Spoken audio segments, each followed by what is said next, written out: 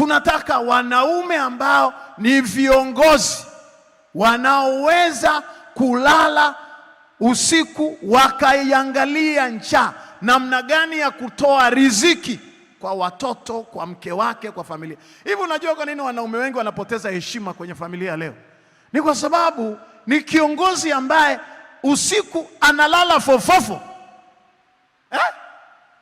Yusufu alikuwa ni kiongozi wa kuwapa watu riziki. Na hii ni falsafa kubwa sana ya uongozi. Hii ni falsafa kubwa sana ya uongozi.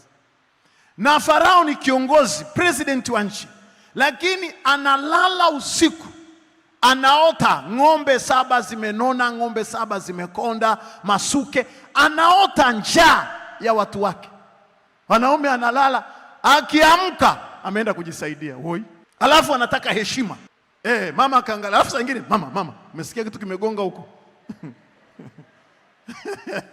Wewe ni mwanaume gani huyu? Mwanaume kisirani. Kiongozi gani huyu? Kiongozi ambaye unalala ukitengeneza matatizo ya watu? Ni kiongozi gani? Kiongozi lazima ulale ukiwa unaota shida za watu. That is African philosophy.